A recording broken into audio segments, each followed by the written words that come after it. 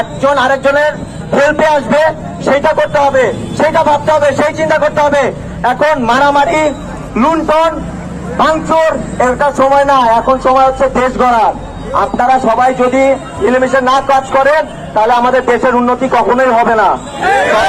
মিলেমিশে কাজ করতে হবে।